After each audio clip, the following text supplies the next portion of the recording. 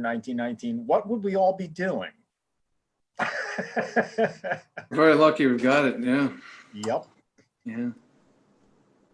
And I think that's something vital to consider when people are reluctant to take the vaccine, which is that medical technology today is far ahead what it was 30, 40, and certainly further back. Yeah, let alone in 1919, when they did not know all that well about the Spanish flu. But in any case, I have the YouTube stream started. So, Gene, you can start whenever you want. Okay, well, let's start, because the goal is actually to not have two goals. One is not to have another 2.5-hour long meeting. We don't need to. We don't have that many presentations and that are complicated. And two is to get us out of here quickly to pay us back for having the 2.5-hour meeting in December. So let's rock. Welcome to the January 4th meeting of the Transportation and Public Safety Committee of CB6. My name is Gene Santoro. I am the chair of the committee. This meeting is called to order at whatever time it is right now. I don't know. 7:05, my clock says. We are joined tonight by Community Associate Brendan Berth. Members of the public, you can raise any questions or comments that you have through the Q&A feature of Zoom. If there is time following the committee's discussion, we will field questions from the public. Tonight, Sandy McKee has volunteered to take the minutes. Thank you, Sandy. People who haven't signed up yet to take minutes, please fill out the doodle poll. Brendan will put the link in the poll to the poll in the chat now for you to fill out. Now, remind you that Kyle and the board are very interested in making sure that everyone takes minutes during the course of this calendar year. It's an essential part of a CB6 member's duties. And we are actually monitoring how that goes. So please, the people who haven't taken minutes in the last year or two, make sure you sign up for this year. Thanks. Okay. We will now take attendance by roll call. Brendan will conduct the roll call. Committee members, I will call your name and you will unmute yourselves. When your name is called, please say present. I will announce if there is quorum. Gene Santoro. Present. Matt Roberts. Present. Phil Napolitano. I don't hear you, but I see you, so you are counted as present. Thank you. Joan Berenbaum. Present. B. Disman. Present. Charles Fernandez. Present. Andrew Gross. Present, sorry. Yusuf Khalid. Yusuf? Okay. Sandy McKee. Present. Larry Shire. Present. Ann Seligman. Here. Brian Van Nieuwenhoven. Present. Ronnie White. Present. And James Wilson. James Wilson? We have quorum. Excellent. Okay. The agenda for tonight's meeting was distributed ahead of time by the board office and appears on the screen before you. Voila, magic. If there is no objection, we will adopt the agenda as stated. Members of the committee, if you would object to adopting the agenda, you may raise your hand through Zoom.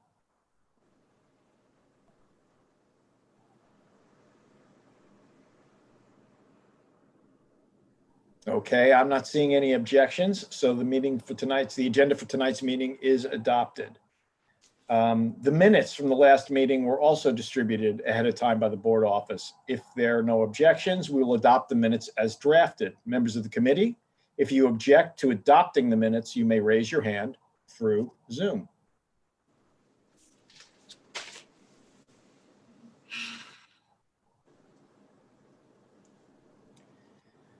Okay, seeing no objections, the minutes from the last meeting are adopted.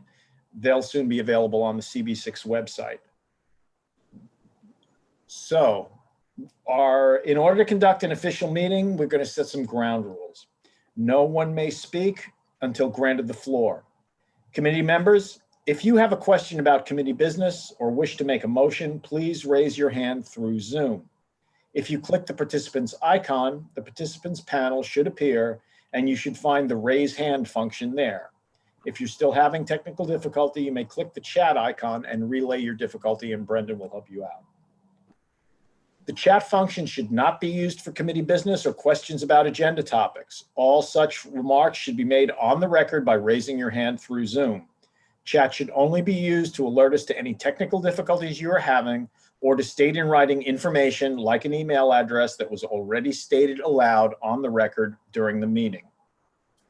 When a committee member is given the floor to speak, I will identify you and you can unmute yourself so that you can speak.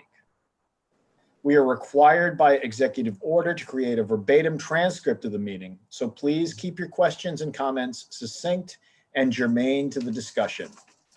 I love the word germane. Okay, tonight's agenda.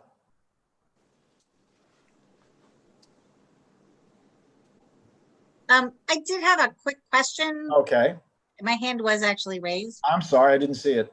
That's all right. It's just about the doodle poll, because I wasn't sure, is that for this calendar year or kind of through the end of this session? Right now, it's through the end of this session. It'll be through the entire calendar year shortly when they Okay. work out the rest of the dates. Okay, thanks.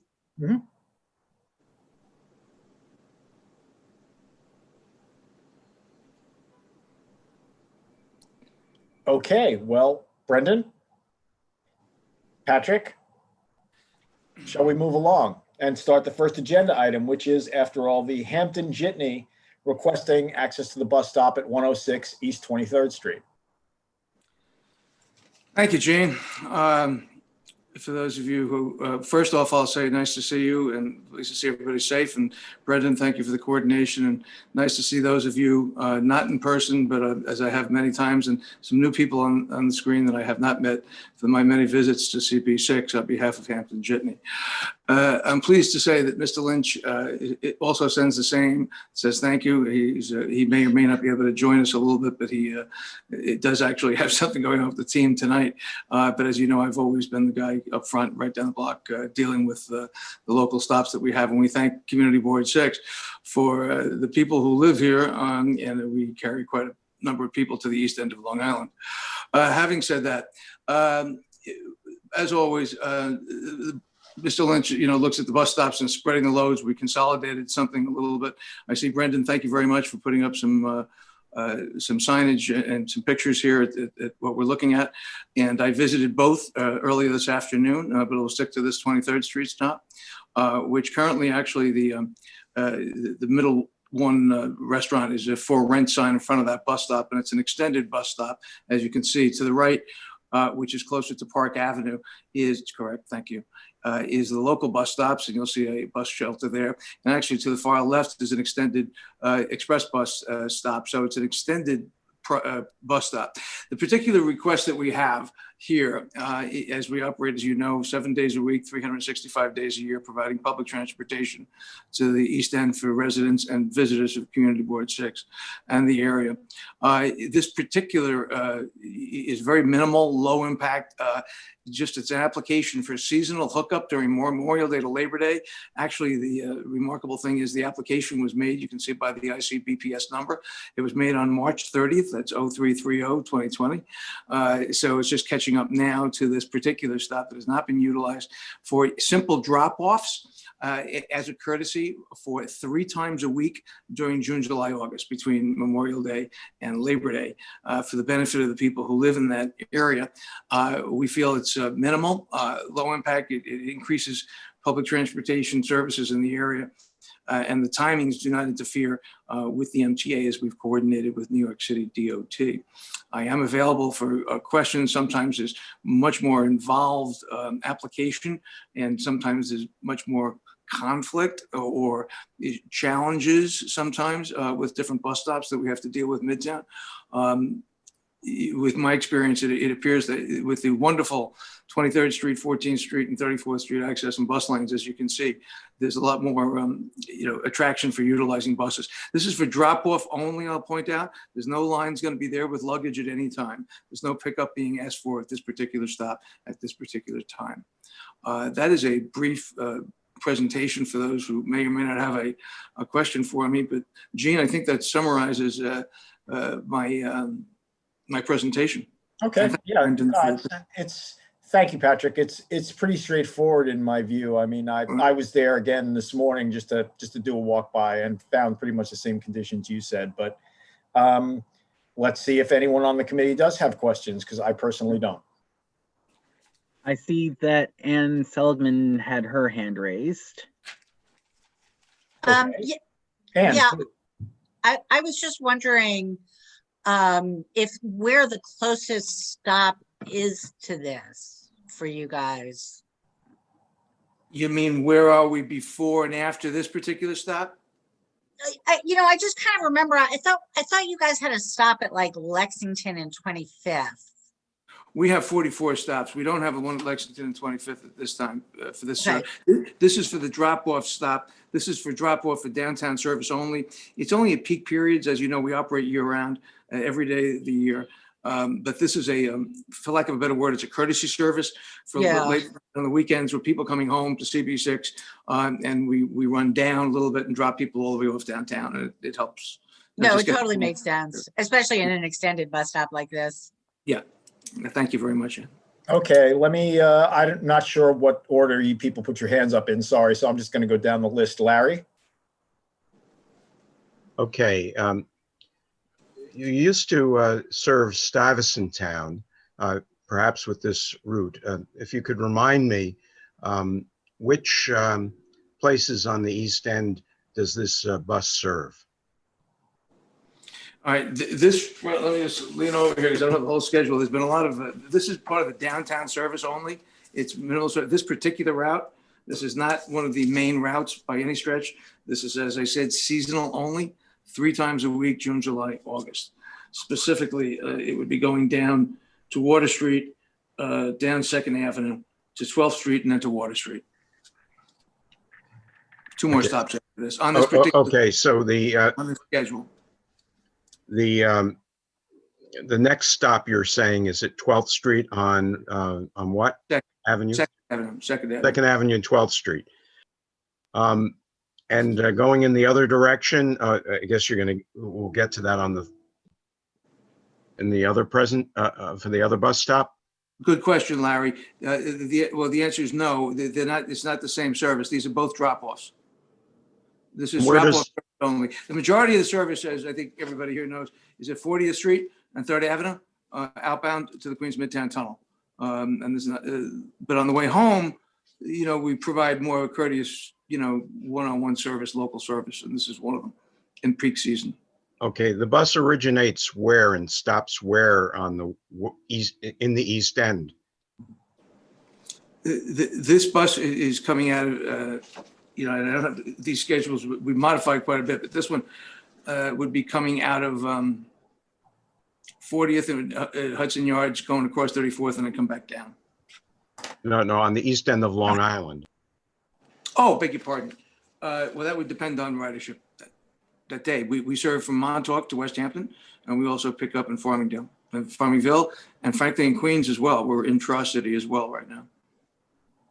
But Okay, it's highly likely that residents here would be West Hampton, Southampton, Bridgehampton, and North Fork as well. I mean, because they just, Mattituck and Riverhead. Sag Harbor too? All right, Larry, thank you. I'm pleased to say yes. Yes. Thank you, Larry. This is not really a place to explore the full schedule of the buses. We're just looking at this particular stop. Okay, I appreciate the questions though. No, but we can explore where the bus is going to stop there. Thank you. Andrew, please. You have a question. I just simply want to say I think this is good and beneficial to the neighborhood, and it just seems like open and shut, and I'd be willing to call the question But I know there's a few more questions here, but I think this is just good and we should move on. Terrific. Thank you, Andrew. Phil? Yeah, if your bus is approaching the bus stop and there's an MTA bus occupying the bus stop, is there enough space for your bus to pull behind the public bus or vice versa? Let's say you're occupying the bus stop and the M23 going eastbound, approaches the stop. Is the extended bus stop long enough for both your vehicles? It's an excellent question, Phil, and a very popular one. And it's a challenge in many parts of New York City. However, this is definitely not one of them. This is a football field compared to most places. We have room there for about 45 footers, because the western side, the southwest corner, as you're looking at it, headed eastbound, it serves what we call TICs, articulators, where the double buses, they look like they've got a tail on them. And it's also available for 2 express buses. It's a double bus stop, but it's more than a double bus stop because it's a double, so it's almost like a quad. But it's a quad for the extended buses. The picture that's on the screen right now goes all the way back. That's just for the local bus service. You can see how it loops in and the curb actually changes. And thank you, Brendan, for having this picture in front of us. And then there's additional room in front of where that black car is. It's a lot of room there. So rarely do we, and we work with the MTA drivers, and this is just drop off. There's no big unloading and loading zones. Yeah, Phil, it's Colleen. I was just going to say, as what Patrick just mentioned, it's drop-off service, so it's really quick, it's expeditious, and there is enough room, and we've looked at the MTA schedule for this particular stop and with Hampton Jitneys, just to make sure that there's no conflict. But in any event, should an MTA bus arrive where there's a Hampton Jitney bus in the stop, there is enough room. Thank you, Colleen. Yes.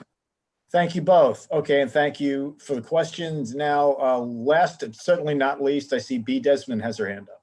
So B wanted to do what Andrew was going to do before. I think this is a great accommodation for the neighborhood. I'd like to call the question. Okay. Just very quickly, it looks like Claire Brennan has a question. CD6 member has a question. Has the Jitney schedule changed in any way because of COVID? Will there be less buses on the road? The Hampton Jitney service is dramatically reduced from where it was. However, compared to other commuter services, there have been peaks and valleys, of course, in response to this, but we have put the service out there with 1 person or 2 people on it. But generally speaking, it's the number of buses on the road are about 60% of where it was. Ridership is about 40%, but to provide the accommodation and the social distancing and to maintain that, we're maintaining the open seats. Okay, thank you for the explanation. So let's go back to that motion. I call the question. Second, Excellent. We'll now take a vote by roll call. When your name is called for your vote, you can unmute yourself and answer aye, nay, abstain, or not entitled. Gene Santoro. Aye. Matt Robert. Aye. Phil Napolitano. Aye. Joan Berenbaum. aye. B. Desmond. Aye. Charles Fernandez. Aye. Andrew Gross. Aye. Yusuf Khalid. I guess Yusuf is not there yet. Sandy McKee. Aye. In favor. Larry Shire. In favor? Ann Seldman. Aye. Brian Van Nieuwenhoven. Aye. Ronnie White. Ronnie White. Sorry, I was chewing. Aye. And James Wilson. Okay, the resolution passes. Now all we need is someone to, Colleen, I assume we need a written reso on this? That's correct. Okay, so we need a volunteer. It's pretty straightforward. Gene, I'll do it. Who's that? Andrew? I was one. I won't. Sure, I'll take it. Okay, I appreciate that.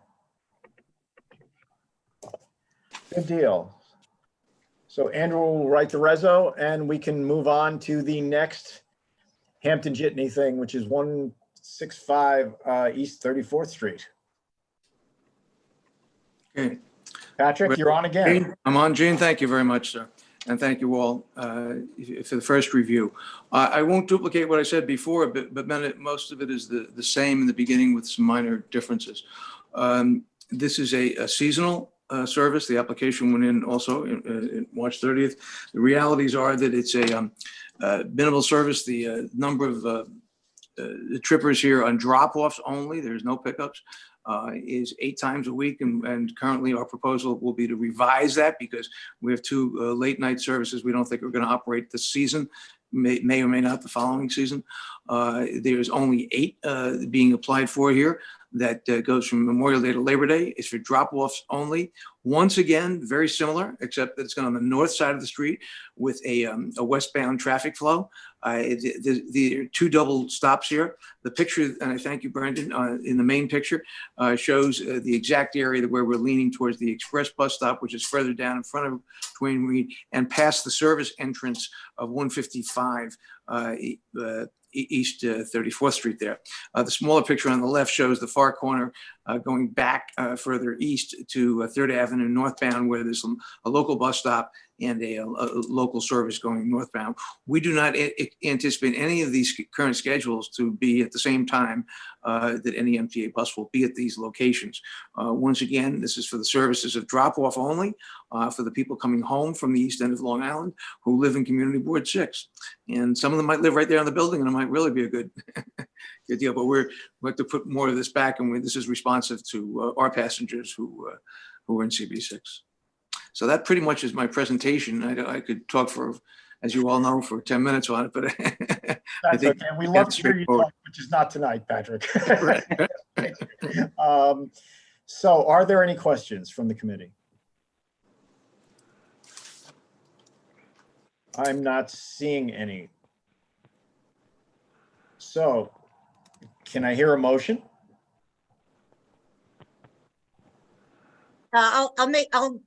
I'll move to have another reso in support of this, or I guess we do resos. Do we do reso of support or no objection? We can do reso of support.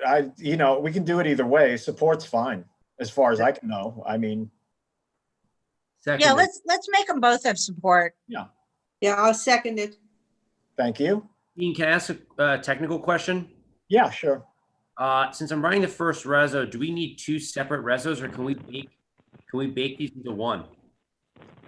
You can actually, you know what, you can make it one with both locations on it.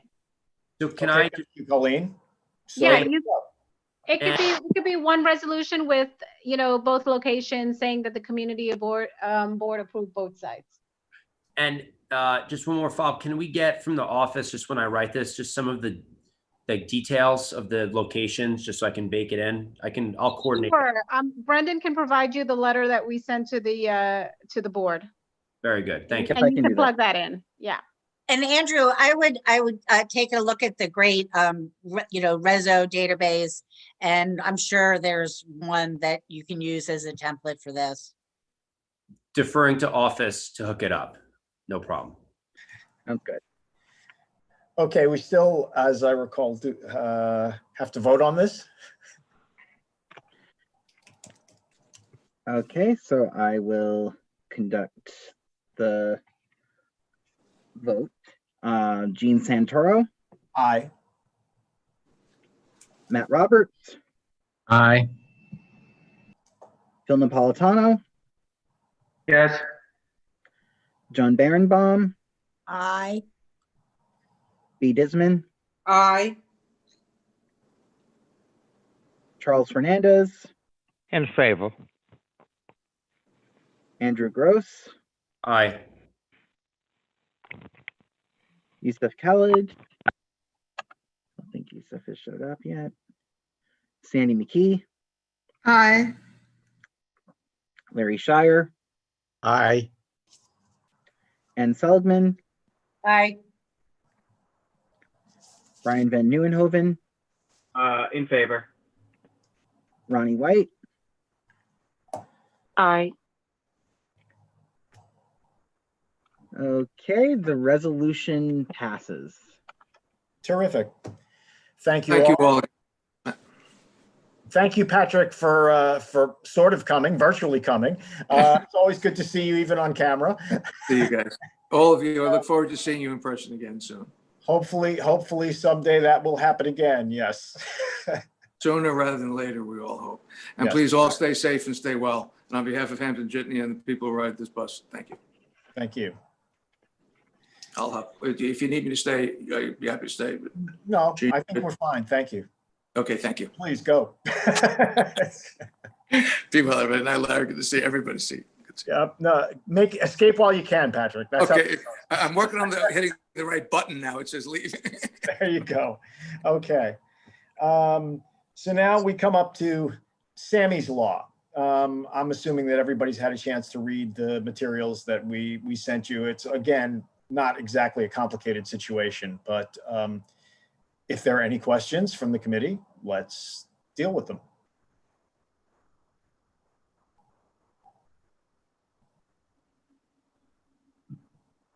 I also have available both the text of the law as well as the sponsor's memo. So why don't you put the sponsor's memo up, Brendan, because that's plain English and more or less readable.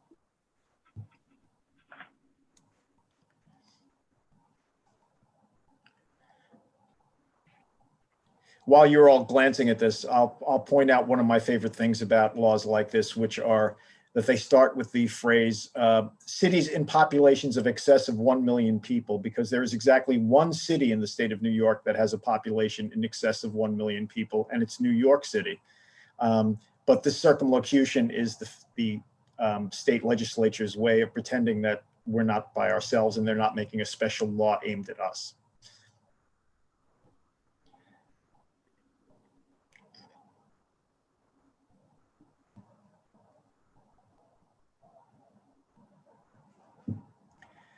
You also heard Brad Hoylman speak about this at full board. So you pretty much got both the materials and the gloss. So are there any questions about this? Yes, Larry. Generally speaking, I think this is a great idea, but I'm curious what positions have been taken in opposition to it. I have no detailed information about that, except for the fact that the state legislature does not like to let New York City control its own streets in any way that's significant.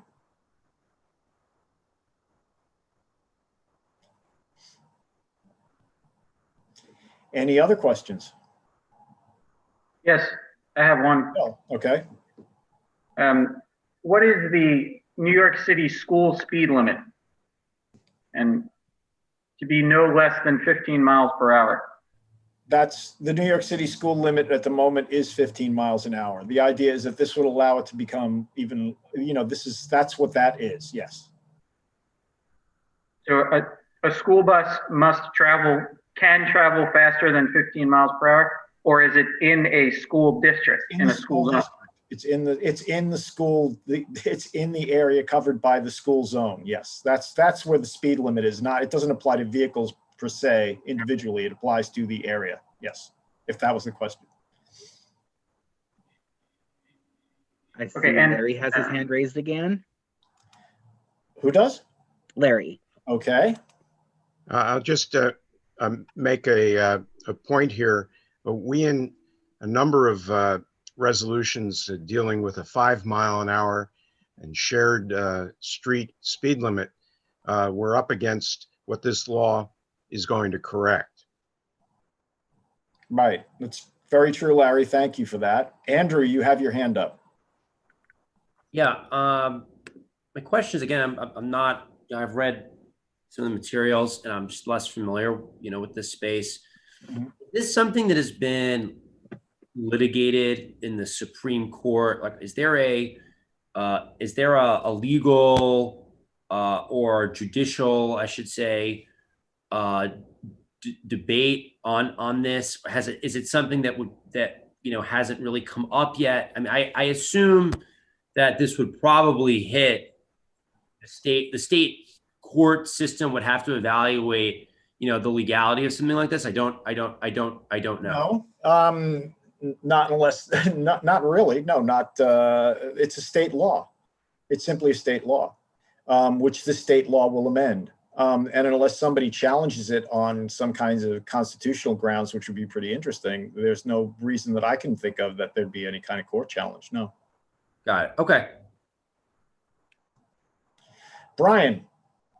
Yeah, just wanted to throw in there that this is something, especially a lot of street activists know this, that this kind of speed limit thing needs to be changed by an act of the legislature, because they don't let it devolve down to city control.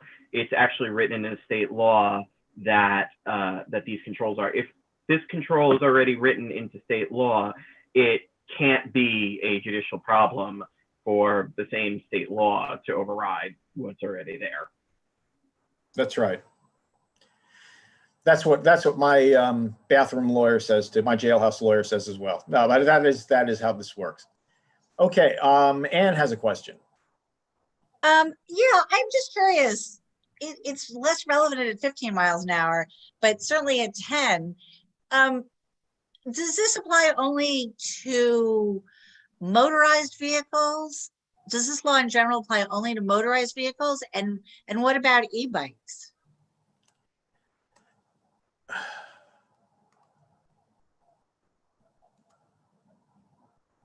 Speed limit is a speed limit. I'll buy that. That's I'm not sure what else to say. I mean, speed limit is speed limit. It probably doesn't apply to most bicycles, simply because most bike riders are not going more than 10 miles an hour, but anything else is supposed to observe the speed limit. Yeah.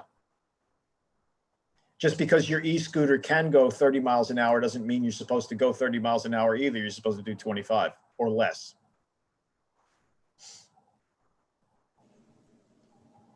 Any other questions? Okay, I don't see any, so I'm listening. Can I move the question? Please. I'd like to move the question and be supportive of it. Okay. Wait, is that two motions? No, I'm just moving the question. I'll second it. Okay, thank you. So I guess we should take a vote on this. Brendan. Wait, somebody has to make a motion. B, now would you like to make a motion? I made the motion to move the question to amend New York state law to allow the city control of its own speed limit for school districts.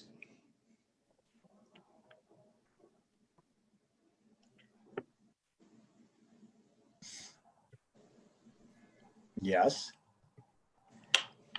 I'm not sure what we're waiting for. It was seconded, so Yep, I will conduct the vote. the vote. Gene Santoro, Aye. Matt Roberts, Aye. Phil Napolitano, Aye, yes.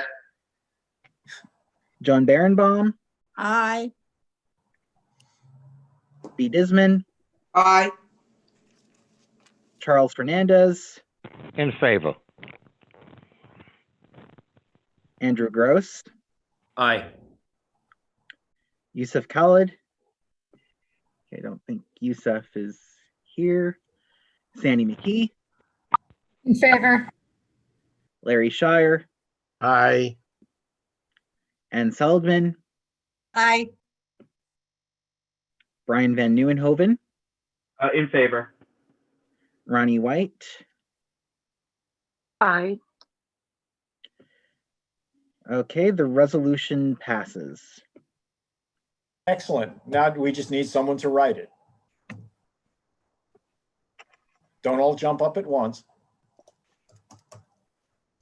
I'll do it if you just make sure I have all the supporting information. Okay, sure. Brendan can easily make sure, Ronnie, that you have all that you need. Thank you. Yep, I can make sure of that. Thank you. Thank you. Okay, that was all the relatively easy and productive lifting of the now it's time to turn into a mini think tank and start to play around with the idea of how we can make Third Avenue an actual livable, useful experience for the people who live there, use the sidewalks there, and also have to work and try to serve people there. I don't know if all of you got a chance to actually walk the stretch. I'm there fairly regularly, and it's pretty crowded, especially, well, actually most of the day, because there's things like Trader Joe's and the stores as well. It gets pretty crazy, in the afternoons and evenings, because the sidewalks are very narrow. And there's a lot of people using them just oddly enough to get around the neighborhood, as well as people who are using them to go to the restaurants, as well as the restaurant servers and owners who are going back and forth between their outdoor seating and the restaurant itself. So the idea is to somehow create a corridor for people to just get around with. There are a number of ways we can try to do this. We could just put take one of the travel lanes or the parking lane on the west side of the street and barricade that off and let people walk through it. Or we could ask to have the restaurants moved out into the travel lane and then have people walking in between them. This is really to explore this whole idea. I have some ideas, but I don't have any set ways that we have to do this. I really want the committee to think about it and argue it out and see what we can come up with. So starting from there, does anybody have anything?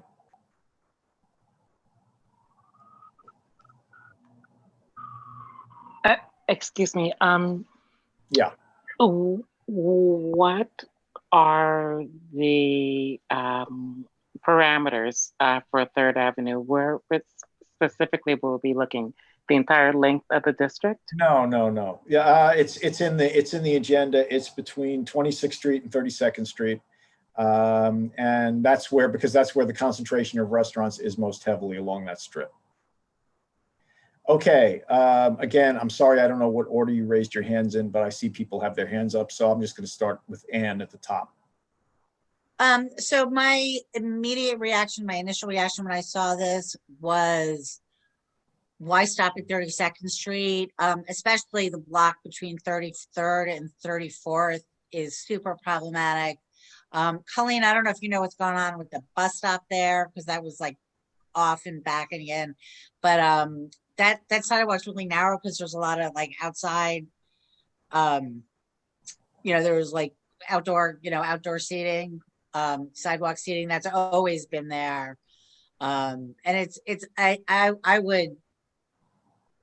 think it is something we should find a way to make happen. And I think we should consider extending it to 34th Street.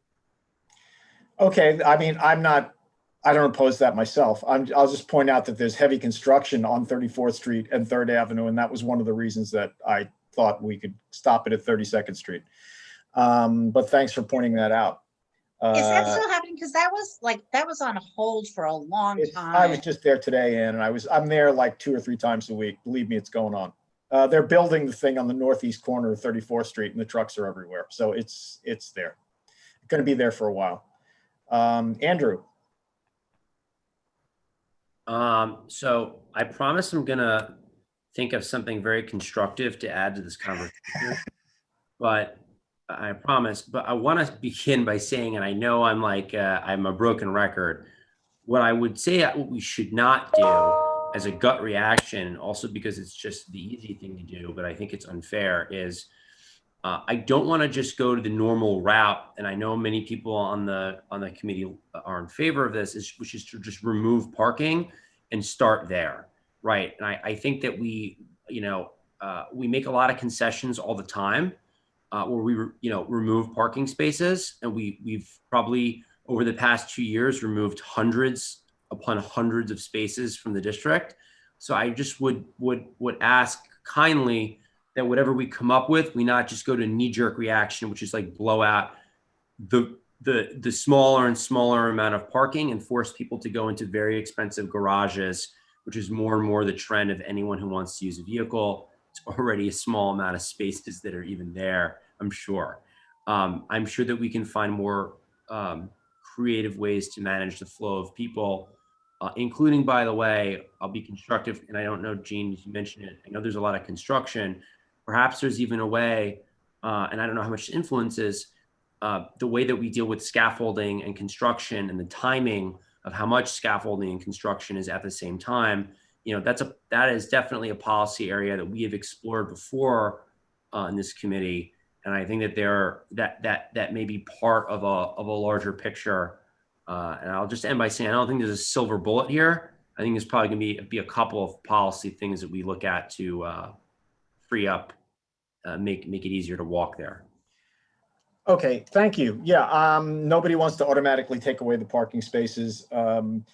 Actually, the other possibility is just simply to take a travel lane of 3rd Avenue on the east side of 3rd Avenue, because that is in fact, I don't have DOT statistics on it, but anecdotally, that is the more heavily traveled sidewalk. That's where more restaurants are, is where the Trader Joe's are. And the sidewalk is narrow. And so I personally would be leaning toward doing that, but this is an open discussion for the committee to decide what it wants to do. So we'll work our way through it. That's exactly what this is about, is throwing it up in the air and seeing what comes down.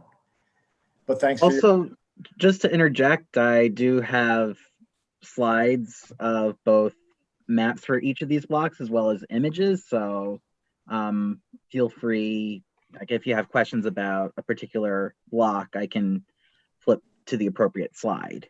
Yes, thank you, Brendan. I should have mentioned that. Brendan and Phil put together pictures and a map so that we can look at particular blocks, particular sections of blocks as we need to, which should be helpful. Okay, B. So experiencing the difficulty further up in our catchment area, the issue of restaurants and they're continuing to be in business is something that I want to be supportive. Doing a lane between outdoor restaurants and servers makes no sense. Gene, I'm more supportive of taking a travel lane off.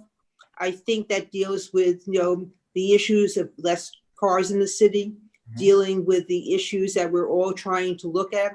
But I would like to do something that encourages restaurants to stay in business.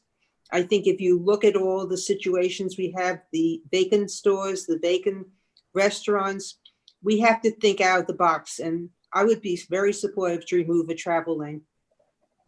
Excellent, thank you. Well put too, I think. Okay, Ronnie.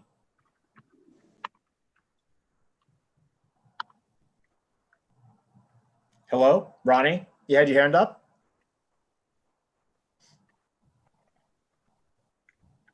Okay. Sorry about that. I'm sorry. Okay. As long as you're I have to agree with Andrew and B. And with knowing 3rd Avenue very well, especially with these particular blocks, making a travel lane on the east side makes a lot of sense. It naturally occurs on 3rd Avenue going north, starting at 23rd to 24th. Once again, it becomes then it becomes a parking lane. Whereas from 23rd to 24th, it's a through lane with the exception for bus. 24th to 25th is parking. And with the delineation of it becoming one-way from two-way at 24th, the traffic automatically emerges that way. And then with the addition of the plaza at 25th, the traffic would naturally flow in that direction. So having that free seems like that would be a good idea. And then also back to Andrew's point on the scaffolding, there's I believe there are at least three buildings going up between 26th and 34th. Something like that, yes. Yeah, so yeah, to take something like that into consideration is, I think, is key. And um, I also understand that emergency vehicles use the streets to get for access to the east side. Is there any consideration with that, along with the placement of where the restaurants would be? Thank you. Okay, I'm not sure that there's really a problem about emergency vehicles. Third Avenue is considerably wider than the one lane, so I don't see that there'd be any interference whatsoever in them performing. It had to do with mostly with turning. They're heading north on Third Avenue. They will turn at certain intervals for various reasons. Okay. Well, it's certainly something to consider. If you could find out more about that with your connections and say, I assume you're alluding to NYPD among others, right? Ronnie? Correct. Yes. And FDNY. Yeah. Well, since you raised the point, and it's a good one, maybe you could do a little research and find out where those conflicts might be that you think might exist. I'll let everyone know what I find out. Thank you. Thank you. Okay. Hey, Ronnie, no good deed goes unpunished. Thanks, Ann. Thank you, Ann.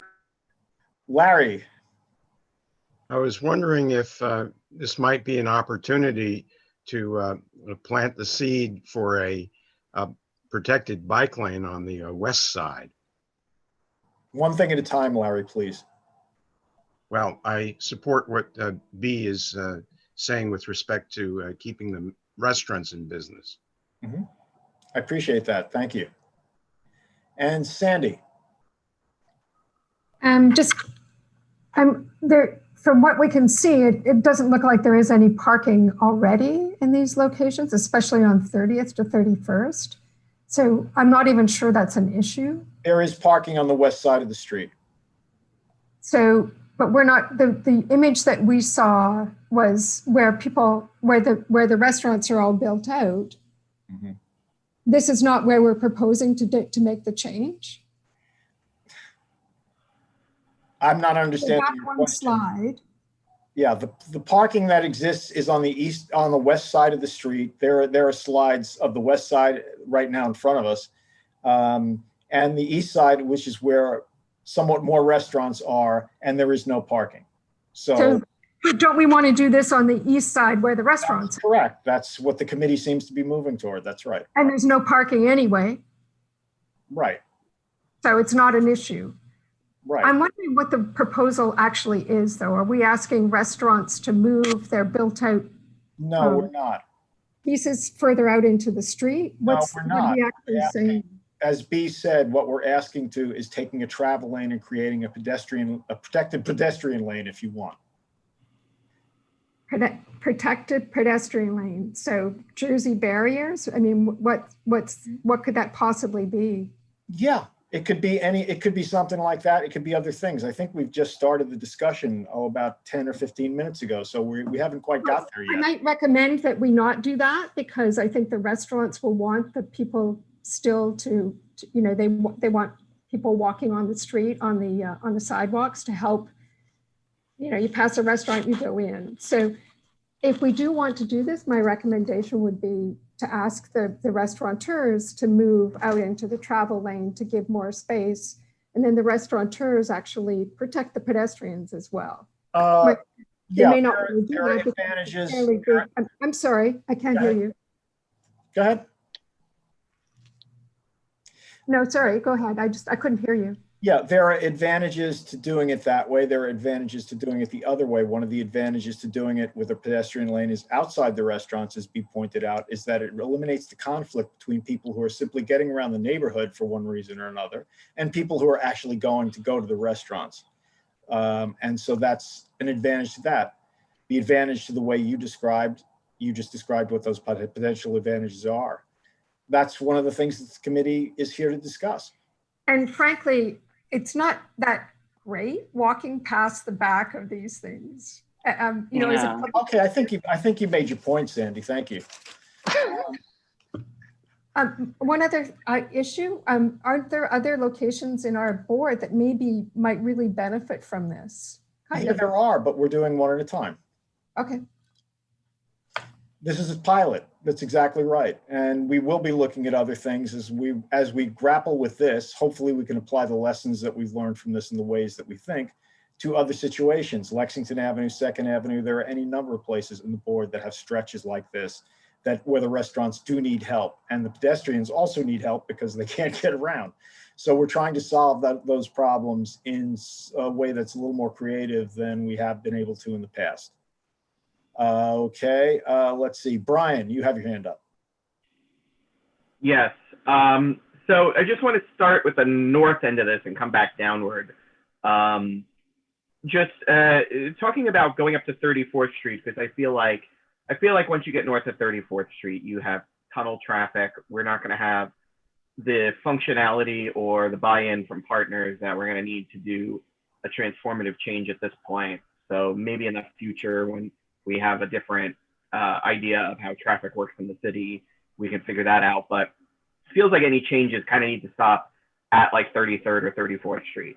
So as I don't think we've discussed this, but at 33rd Street, we've had the DDC project going on for a while.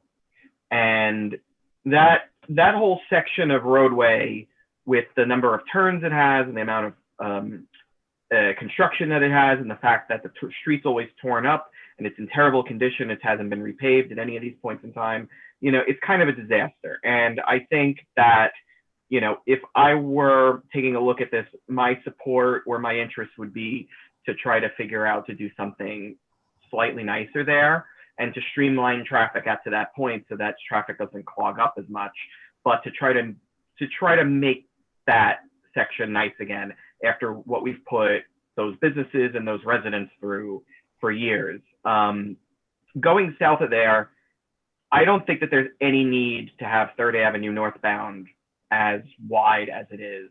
And, you know, just to echo other comments, that a section of the avenue is a raceway. Cars coming up from 14th Street, they're already going really fast coming into 23rd Street. And Rich Mintz, one of the other board members, can testify to that. He could pretty much set a camera outside of his window and focus on that 23rd Street intersection. But once they get past the 24th Street mark, where it splits back into 2 lanes going southbound, but there's only one going northbound, it's just such a wide roadway, and the cars like fork out and just floor it. And it's dangerous to everybody. It's a terrible use of space. It's just, and of course there's no bicycle access anywhere around that area.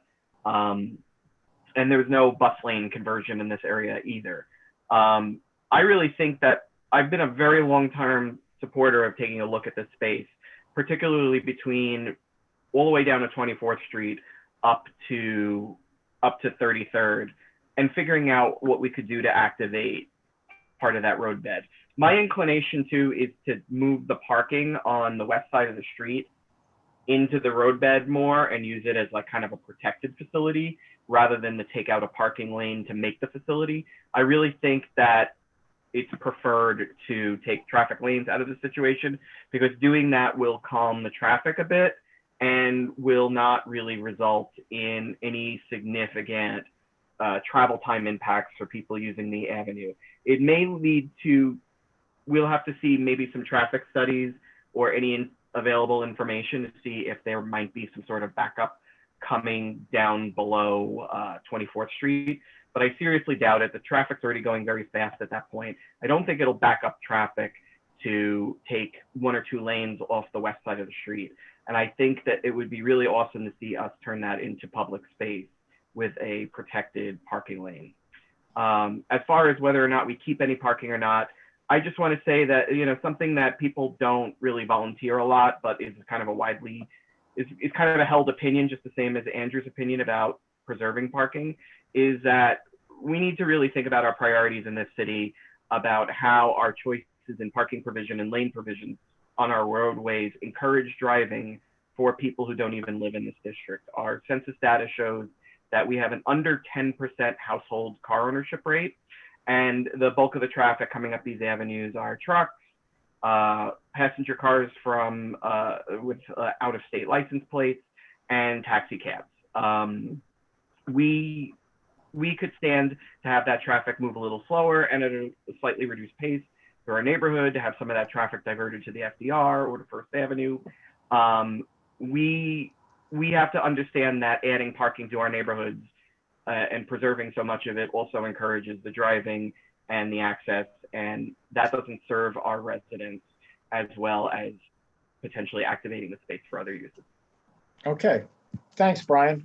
So what we've got, just to briefly sum up before there are other people with questions that I'll move on to, we've got 3 different ways to look at the street and where to try to do this. One, we put a pedestrian lane outside the restaurants, taking the travel lane, the easternmost travel lane on 3rd Avenue. The other is that, another is that we move the restaurants out into the next travel lane over and put the pedestrians between the restaurants and the restaurants inside. Use that for the extended pedestrian travel space. Or we move the parking lane out a lane or 2 from the west side of 3rd Avenue, and then make that a pedestrian protected space where parked cars are protecting them from moving around the avenue and going about their way, whether it's to the restaurants or the stores or just taking a walk. Okay, just wanted to make that clear so everybody knows where we are about that particular portion of this discussion.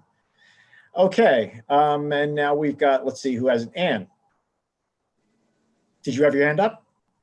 Yes, I do have my hand up. And I kind of have a series of related questions. One is, I guess, since I think we all agree we really want to do, especially now, as much as we can to really support the restaurants, is there a way that we can maybe get their input on what they would like? You know, because I'm a little bit concerned about if the pedestrians are walking between the restaurants and where they have to go, like that's an issue for the servers. So that's kind of one part of it. And sort of, I guess I kind of wonder, like, how did we decide that this should be the pilot? You know, if one of the goals for this is that it's helping support the restaurants, you know, there was that stretch of 2nd Avenue where the business owners came to us and were like begging for stuff. And that's another stretch where the sidewalk is super narrow. And so, you know, maybe, and it's a smaller stretch, so maybe it's a better place to pilot.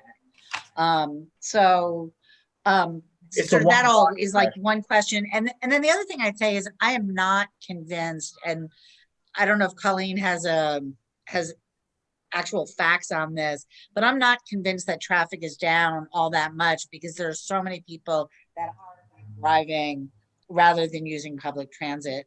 So it's down some, but like I know my garage is busier than ever. And just what on the street may not be 100% what it used to be, but it's not like a summer weekend either. That's it. That's what I got. Fine, thanks. You know, let's see, Andrew. Okay, so just 3 thoughts. There actually was a question embedded. What was the question? How was this location chosen as the pilot for this? I chose it in connection with a couple other people on the executive board. Okay, so, and is there a way? The 2nd Avenue thing that you're referring to is 1 block long. It's a whole other issue. Okay. And in fact, it's being dealt with by Keith's office unsuccessfully, I might add, because of the restaurateurs. Okay. And I guess that's the other question is, you know, is there a way for us to get input from the restaurants in this area? Sure. Well, what is it? You can go. No good. Well, like I said to Ronnie, but I don't know if we maybe have a more a more formalized way than having a stranger walk into, 16 different restaurants and try and find a manager who can relate to this. Maybe we can reach out to them. This, I think we should actually formulate some ideas first. And then, this at least was my puny plan. And then we can talk to the restaurateurs about those ideas. Great. Okay. Thanks. Gene, can I? Sure, please. So, one concrete thought, because I promised I would add something constructive, is I think that what would be helpful, in addition to all the ideas being thrown around, is that one pillar should be some sort of ban on multiple conditions at the same time, meaning, and this has come up in many other issues we've had, like, we need to stop having like scaffolding and construction and like lanes being changed. And like, I think there needs to be, firstly, a proposal built into this that you can't do all these things at once. There has to be coordination between the city and state agencies so that we don't end up again with situations like ripping up the pipes and fixing a tunnel entrance at the same time, right? Like, there has to be some sort of mandate. I think that is part of the solution. I feel strongly about that. Second, I think that, Anne made an interesting point. I don't know, again, what the budget's like or what's possible. I think it would be interesting to propose having some sort of like a design or urban space sort of specialist actually take a look at this and come up with some more sophisticated ideas and concepts, like beyond our capacity. I think this is, with all due respect, I think this is maybe above and beyond and above and beyond us. But I think that if you had somebody with a real design background or element to just look at it, I think we might get some more sophisticated ideas. Again, not a knock to anybody here. We're all capable people. The third thought I have is just a response again on streets and parking. I don't believe that it's our job to mandate board wide, what the policy should be or not be when it comes to like cars or scooters or the train. I think everyone's free to commute as they like. And the pandemic has shown that there's value in all sorts of need. That's my view. Those are my thoughts, Gene. Thank you. I really like the idea of the design specialist because it's something I also have in mind. So naturally, I'm going to like it. But no, seriously, I think that's an excellent idea. Again, this meeting was meant to start the ball rolling in discussions, formulate some general ideas, see what kinds of things we're interested in, general approaches. I totally agree that we should get this done in a way that's more than just a bunch of Jersey barricades sitting along a street. I'd rather transform the street in some significant way while we're doing this. So I agree completely about the design specialist. And in fact, I've already spoken to the board treasurer briefly about the possibility of using some of the monies that we have for some such thing like that. So down the road, but first. I'm sorry, I just want to say one quick thing about the design specialist, which is simply that just from my personal experience, professional, that a design specialist may also be able to look at other cities internationally and see, because what we're dealing with now is what Europe basically has. We have not had historically in New York City, maybe we did in the 20s or 30s, where you have streets now with stalls and restaurants that are outdoors. What we have is a more European style, and we're not prepared. We are dealing with something that has been done for probably 50 to 100 years in many other major cities. And I think having a specialist that has that sort of broader understanding can look at what's been done in other places in the world. And we're probably just missing things because we just haven't done them before. Sure. But again, I mean, I think the idea of this is to get our ideas churned up, get our focus, look at what it is that we want to do, at least in general ways, and then we can start engaging people. Because if we don't know what we're talking about, quite frankly, there's not much point in having meetings with anybody, restaurateurs, designers, whoever. I mean, we need to know what we want, and then we can have it finessed as we go along. But first we have to start somewhere. Okay, but points well taken. Thank you, Andrew. Okay, back to B. So I just wanted to comment on what Ann said about input. You know, in order for ideas to be accepted by a community and stuff, you do need input. So even before you decide on a direction, even Jean, as you threw out 3 or 4 ideas, we can design a survey that we actually administer from the office on the website that asks the restaurateurs what they think would help solve the problem of what we're trying to deal with. I would like to say I'd like to hear what they come up with. They may come up with ideas that we haven't thought about because they're living it every day. And from there, we could expand it, modify it, and then bring someone in to see what we're talking about. But you have to really get it from the people that are facing this on a day-to-day basis. Okay, point well taken. Ronnie. You know what? Luckily, we don't have to reinvent the wheel. There's been several boards that have already come up with all these solutions. All of the restaurants all have the exact same problem. So we don't have to do a survey. We already know, they already know. And so we could actually, you know, look at what has been working here in the city as a solution to the COVID-19 pandemic. And that is, there are great solutions with general seating areas that are designed like from Rockwell Group and others. And that can just be OEM'd to fit 3rd Avenue versus, you know, someplace down on Mott Street. So, you know, it's been done, it's successful, people like it.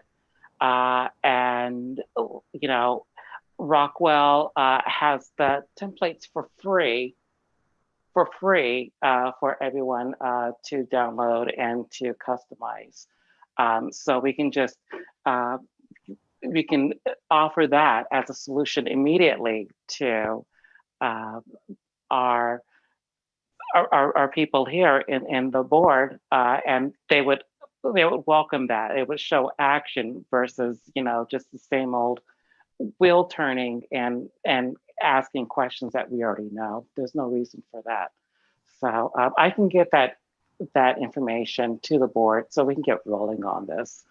So that goes back to my initial point, which is, you know, maybe just having some sort of general seating area, not having a patchwork or hodgepodge per business, but for like a block to accommodate several eateries, you know, are under one place. And again, taking the already, whichever number of templates you want, and it's already nice, and DOT's looked at it, and it's fortified, and it can withstand all the elements, and you know, offer that as a solution, and we can move quickly on that. Ronnie, do you have a website for Rockwell? Sure. If you could put it into chat so people could look at it, that would be very helpful. Okay. Or if you don't have it right now, you could just email it to everybody. Let me compile the resources, and I will send it momentarily. Terrific. Thank you. Okay, Brian.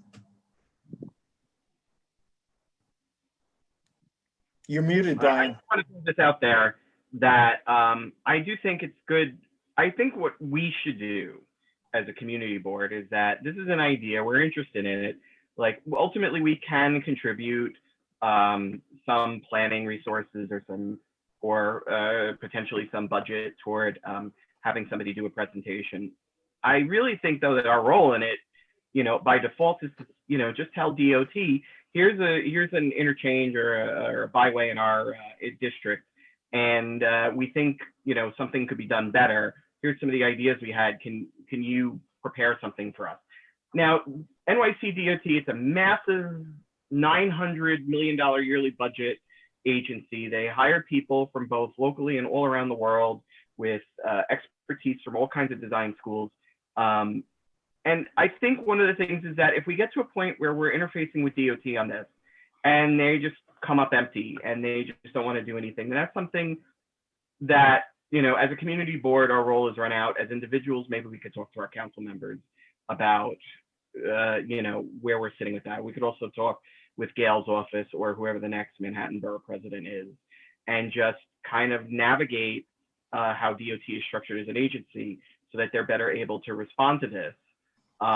Because the city is changing a lot and other cities have pulled way ahead of us on making these kind of changes. This is not reinventing the wheel. This is not truly imaginative thinking that only exists on paper. This is the reality for many mega cities of our size and density.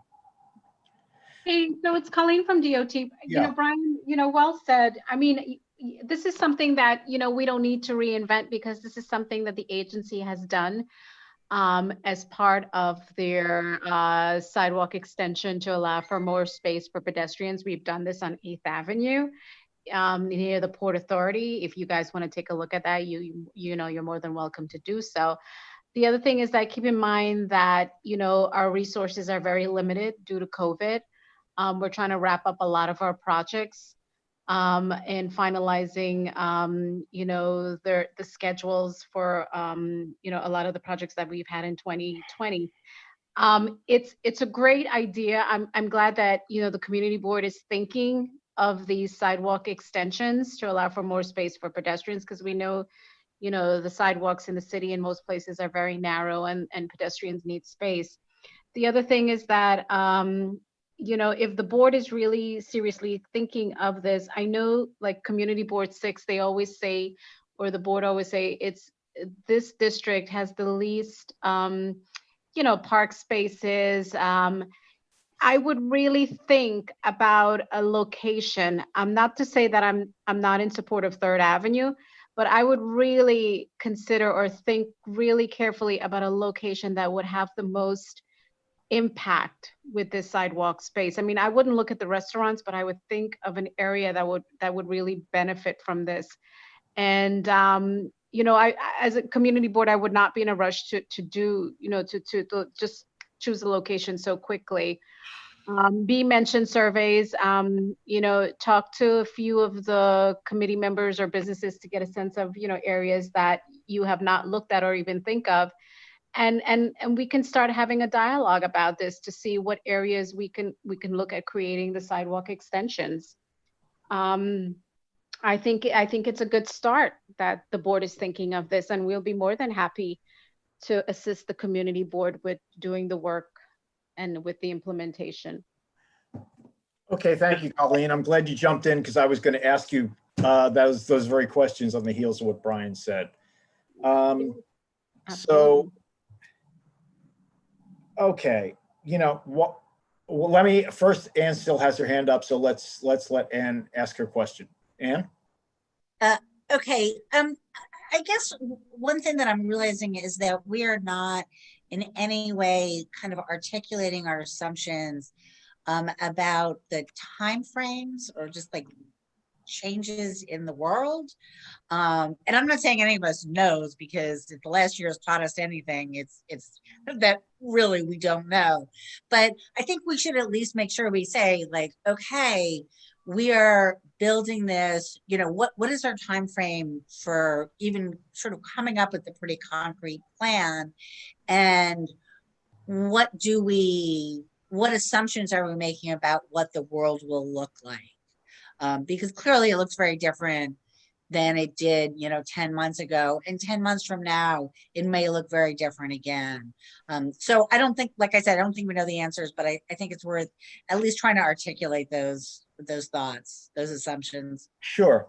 In terms of time frame, yeah, my plan at least was never to have more than a couple, 3 discussions about this. It shouldn't take more than that to get our basic assumptions and ideas and wish list sort of set up. What was the other thing again? Sorry, I forgot. I guess it's really just about like, are we making? Oh, the world as it's going to be. No, Ann, I'm remembered. Thank you. Sorry. The world as it's going to be. Well, I would respond that in fact, I'm less interested in trying to guess what the world is going to be by itself than it is what we can transform it into. This is a moment where everything is under such stress because of COVID. We've seen the seams popping in all sorts of ways, culturally and societally in this country and in this city. This is a moment where change can happen. And so one of the changes we want to make is changes to this city, changes to the streetscapes, changes to the space, as Colleen alluded to as well, public space in its uses. So this is a moment where we can seize that opportunity and maybe steer some of it in the ways that we want to go. That's the future, the way that I'm looking at what's going to be in 10 months or a year or whatever time frame you're talking about. That's how I want to see it rather than what's going to happen. I'm not waiting for what's going to happen. Let's make something happen. No, I think that's great. I just think, we should be asking questions like, we should be considering, the more permanent our desired design is, the more we should examine the questions about, like, is outdoor dining going to be as popular next year as it is now? Like, who knows, right? So maybe we don't talk about doing something that's going to change the landscape so dramatically. That's what I'm just mean about, like, if we don't want to do something so permanent and then find that our assumptions about what was needed was flawed. But I completely agree with you that, we should be leading, like, let's help lead a vision here, not just, okay, this is what there is. So I totally agree with that. It's Colleen again. The other thing that the board needs to think about as well is maintenance of the space. When I mentioned 8th Avenue near the Port Authority, the Port Authority is our maintenance partner as well as the bid. I think the board should start off with having a conversation with the restaurant owners, and as B, I think, mentioned, or an Ann, to get a sense of what their positions are, if they would, want this, before. Let me ask you a question. If the way we're setting this up, what's the reason that DSNY wouldn't be able to take care of it? Well, any of the options we had, except for the inside, except for expanding the sidewalk between the sidewalk and the restaurant outposts. Sure, we would have to ask DSNY to like clean that space for snow removal and garbage removal. Mm-hmm. Yeah, I mean, we can have a conversation with them in terms of maintenance. Yeah. I mean, that is their job. Yeah. Right. Thank you. I mean, it is a city street. Yeah. So I don't see that really as a significant problem. It's not an open space, and it's not a public plaza. It's not a pedestrian plaza. So these things should be able to be taken care of by DSNY. But okay, let me see if anyone else has any questions before. Oh, good, 3 more. Okay, well, Larry. Hi, for Ronnie and Colleen and anyone else who's interested, I've put in the chat a link to the Rockwell Group's Dine Out Mott Street website. Thank you. Thank you. That's exactly what I'm talking about. It's already done. Mm-hmm. We already know what the answers are. What questions? Everybody is suffering the exact same thing. There's not a restaurateur who's going to say something different. I've been on so many calls with so many people in different industries, and you already know, if you watch the news, it's the same thing. So we don't have to ask. We already know how to act. DSNY, and like you said, Larry, thank you for pulling that up and sharing. That was part of what I was going to say. They've already worked out. Colleen, if there's something that there's new procedures, then we should be working in that and working in those parameters. That's like the mindset we have to be in. So just to your point, this Rockwell, we can modify it to 3rd Avenue.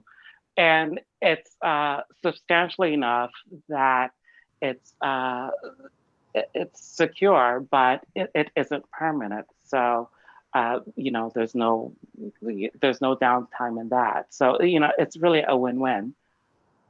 Yeah, and it's not to say that we wouldn't be in favor of it, but I think it would be good to have a conversation with the restaurant owners as well.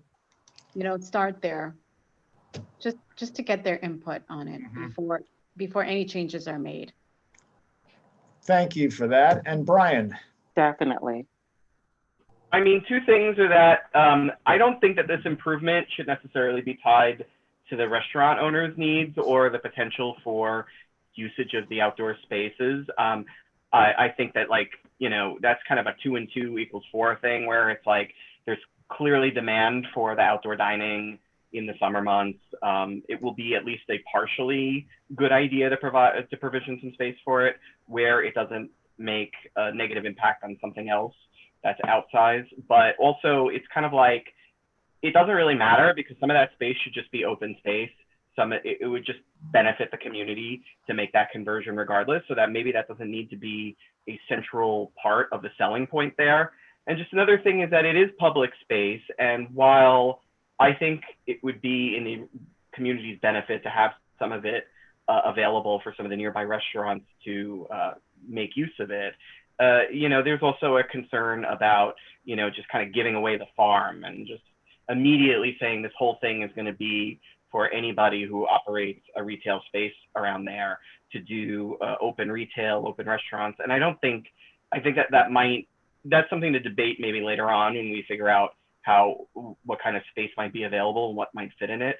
But those are two cautions I would make about targeting this change just solely around the restaurant and the retail repurposing. I think that we should also really keep an open mind about how just having open space for the public just might benefit everybody here, especially as a conversion from very fast street lanes.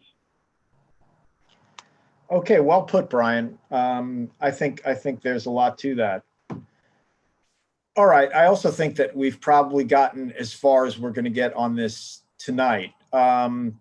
So what I'd suggest for next time around is let's all take a look at the Rockwell templates, for example, that Ronnie rightly says are being utilized widely.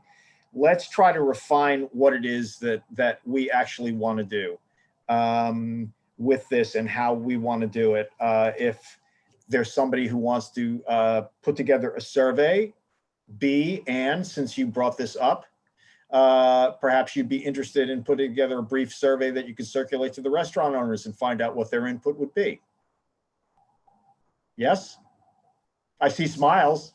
I will be delighted to work with Ann on it. Thank you. Great. Okay. I'm delighted too. I'm sorry. I don't know what was going on with my computer, but yes, B, I welcome the opportunity. It's okay. We'll assume you're both delighted. And that we'll leave it there. So yeah, let's do that. That way that next month we can look at the Rockwell stuff, whatever else, Ronnie, that you come up with, since you obviously you're very familiar with this, and you've been dealing with it. So any other input, background that you've got, if you could share it with the committee, that would be great, because it's homework that we can do between now and next month to sharpen our ideas and find out where it is that we want to go next. And I think that pretty much covers the key points that we covered, unless I'm leaving something out, in which case I'll send you all a note later in the week. Okay. Right now we've got, I believe, DOT's report. So Colleen, what have you got? What have I got? I mean, it's all is well. It's been quiet. Margaret Forgione is now the acting commissioner for DOT, which was announced about a month ago. What can I tell you? We're just completing a lot of the projects that we've implemented in 2020 and looking forward to our 2021 projects, our safety improvement projects, which I'm sure we have a few in Community Board 6, and we'll come and we'll present those. But overall, I mean, I don't have anything pressing to report on. Okay. Could I ask you a question then about the Avenue C presentation? Because I know we're We're not going Sure. to see that this month. Are we going to see DOT and or DDC next month? So with the Avenue C presentation, let me get back to you with that by tomorrow, because I think what the thought is with that is that we were going to try to respond to the community board by put together some responses based on the resolution that we received, instead of coming back to give another presentation. But let me find out what our plans are with that, and we'll try to get you all those responses within the next 2 weeks or so. Okay. That would be swell. And yeah, no, much better to actually respond to what we said than to just give us another presentation. I think everybody. Exactly. Yeah. Yeah. That's what we're going to plan on doing. Okay. Great. Okay. Anybody else have any questions for Colleen about follow-up stuff? Okay. Great. Thank you, Colleen. Yes, yes. I have one. Oh, I do. okay. Sorry, I spoke too soon. Ronnie. Hi, Colleen, are you responsible for the construction on 3rd Avenue in front of the plaza that's being constructed at 25th Street? 25th Street. I don't believe that we are. It might be a contractor who's working out there. Why? Well, the street has been, the center lanes are constantly being worked on. And I don't know what it is. There's some sort of plate that's being placed over whatever they're working on.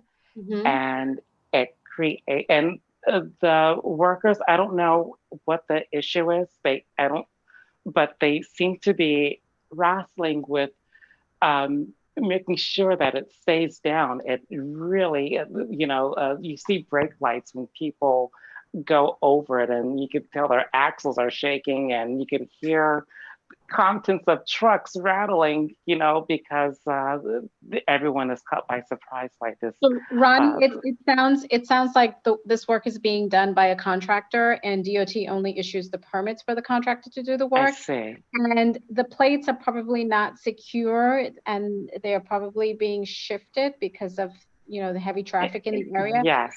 I can have an inspector go out there tomorrow and take a look at it. What's the location? It's exactly at 3rd Avenue and East 25th Street. So it's 3rd Avenue at East 25th Street? Correct. Oh, great. I'll have an inspector take a look at it, okay? Thank you. Just to quickly interject, it's possible this might be related to the Baruch Plaza project, but it sounds like you'll have an inspector. I'm for sure it is, because they're doing a wonderful job with it, and it has to be connected with it. I don't know. It has to be some sort of transformer or something that is in conjunction with that. You know what, Ronnie? I think it might be Con Ed who's working there, and it is part of. Is that what it is? Yeah. But that plate situation is like really something else. Sure. So you know what? We have the liaison. I know the liaison for that project, so I can email her and let her know. Oh, great. Thanks for the follow-up. Appreciate it. You're welcome. Okay, great, Colleen. We got a couple more questions for you. Larry? Hi, Colleen. I'm following up on the City Bike Station restoration at East 14th Street and Avenue B. Now that the construction moratorium period for the holidays is over, what news have you? So, Larry, the moratorium has just ended, and I believe we agreed to move the station back. So just give us a few weeks, and I'll follow up with you on that. Great. Yeah, we did agree to put the station back. Okay. Terrific. That sounds good. And now, Sandy. Yes, Colleen, I know there was I believe it's PS 281, the River School. Wanted to follow up. This is something that I contacted Jean and the board about. They're looking for space outside the school, something to alleviate the crowding when school is going in. Is that something that the DOT has been looking at, their application? It's the outdoor learning. They should really apply to DOE. Yeah. It's like a continuous circle. They don't want outdoor learning. They want space to allow them to get in and out of the school, similar to what was done at PS 59. Okay. And did they submit something to DOT? I believe so. Can you find out? Brendan and Jean, do you have any follow-up on that? This is really off the committee business. This is something we settled outside. We'll follow up after the meeting. Wait, the city bike station is more important than kids going to school? The state of the applications from that school is in some question, from what I understand. So that's not something that the committee needs to delve into per se. Okay, thank you. Mm-hmm. Okay. Okay. I think that's it for Colleen. I don't see any more questions. Thanks, All right, Colleen. Colleen, go watch Ma Rainey's Black Bottom. Thanks, guys. Okay, chair's report. This is going to be real short and sweet because we're already running over. Okay, the sinkhole. The sinkhole is not going to be finished being worked on by the end of the year because it's January 4th. They discovered a couple of other leaks while they were in there, which was a big surprise given that most of the east side in facing the East River has sinkholes all the way up and down it. So guess what? They found a couple more leaks. It's going to take them another couple of weeks to do that. Then they're going to come up with a time frame to fix the other two sinkholes that are nearby but not directly related. So in the meantime, I can tell you the bypass is still functioning really well. Luckily, it's actually one of the best designed setups that I've seen around the city for anybody doing. I give folks credit. So that works smoothly. At least the buses are running smoothly. Everybody in Waterside is happy about that. So as soon as we know what the extended dates for this are, I will let you know. Right now, I don't. I want to encourage everybody to go to, well, let me talk about Sty Cove first. Sty Cove, yes, the northern end is mostly shut off. It depends on the day. Sometimes they leave the gate open for bicyclists to go down the old bike lane there. Sometimes they don't, so they mingle with pedestrians. Because of the cold weather until the last couple of days, bike traffic was pretty low. Now it's ramping up again. Luckily today was one of the days they had the gate open. So cyclists and pedestrians were not mixing for the most part today.